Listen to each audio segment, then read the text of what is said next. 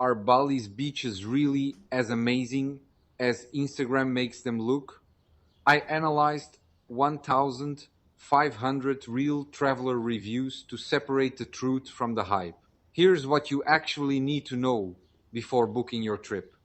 I'm going to break down the biggest pros and cons of Bali's beaches based on real data from thousands of travelers. No sponsored content, no tourism board influence, just honest insights to help you plan the perfect trip. First, the good news. Pro number one, affordability. And this came up in 62% of positive reviews. Bali's beaches cater to every budget. You can stay in Kuta for as little as $12 a night, grab meals for $3 to $5, and get surf lessons for 15 bucks. Compare that to the Maldives or Hawaii, and you're saving thousands. Even if you choose upscale Seminyak, it's still cheaper than most beach destinations in Europe or the US. Pro number two, world-class surfing for all levels. This appeared in 58% of reviews from adventure travelers. Whether you're a complete beginner or a seasoned pro, Bali's got your wave. Kuta and Canggu are perfect for learning, with gentle breaks and dozens of surf schools. Uluwatu and Padang Padang offer challenging reef breaks for experienced surfers. The water is warm year-round, so no wetsuit needed. Pro number three, the beach club scene. 71% of reviews from couples and solo travelers mentioned this. Seminyak's beach clubs like Potato Head, Kuta, and La Plancha offer incredible sunset experiences. Think infinity pools, DJ sets, craft cocktails, and Instagram-worthy views. Yes, they're pricey. Expect $30 to $50 per person, but many travelers said it was the highlight of their trip. Pro number four, culture meets beach life. This is what sets Bali apart. 83% of reviews praise the cultural richness. You're not just getting a beach, you're getting temples, traditional ceremonies, incredible food, and warm Balinese hospitality.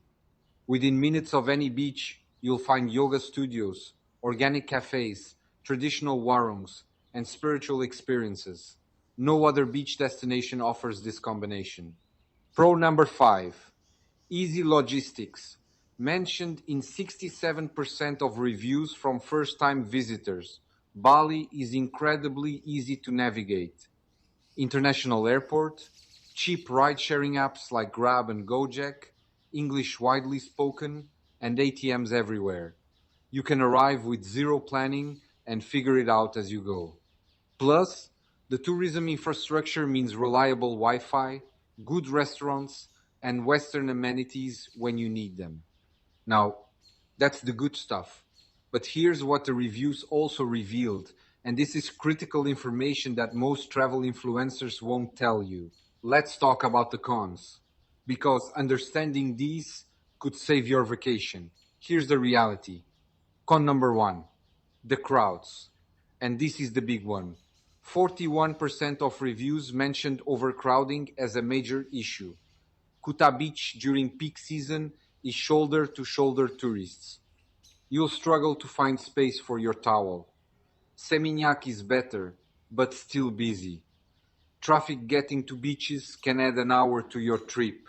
If you're dreaming of empty, pristine beaches, Bali will disappoint you. The Philippines or Thailand's smaller islands are better for that. Con number two, persistent vendors. 35% of negative reviews specifically mention this. On Kuta Beach, you'll be approached every few minutes. Massages, sarongs, hair braiding, food, drinks. Some travelers found it overwhelming and couldn't relax. The vendors are friendly and just trying to make a living, but it's constant.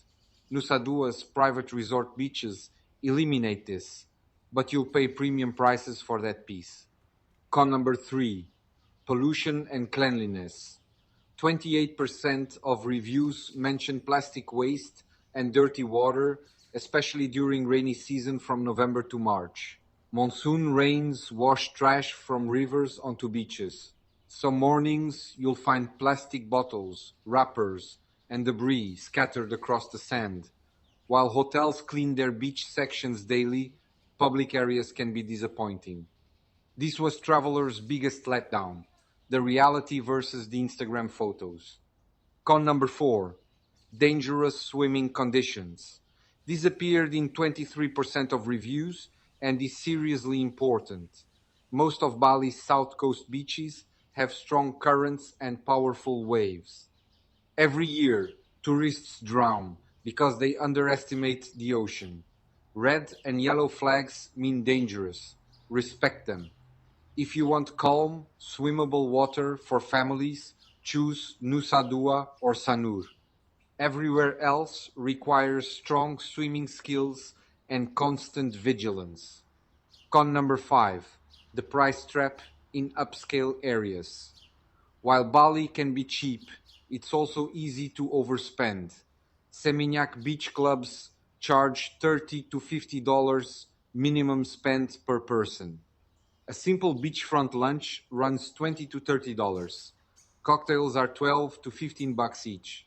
Many travelers budgeted for cheap Bali and ended up shocked by Seminyak prices. The reviews show people spending $100 per person for an afternoon at the beach.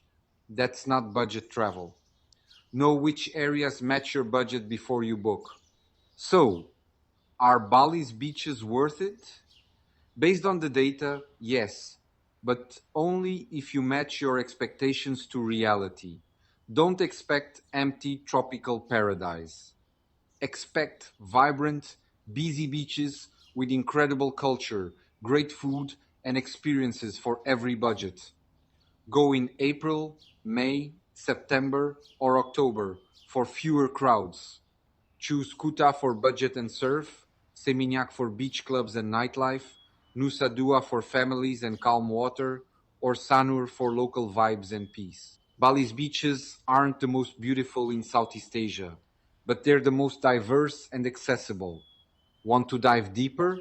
Check out our full podcast episode, where I interview real Bali travelers about their experiences. You'll hear first-hand stories, extended insights, and answers to your burning questions. Link to the podcast is in the description below. And don't forget to subscribe to World Gold Beaches for honest, data driven beach reviews every week. See you in the next one.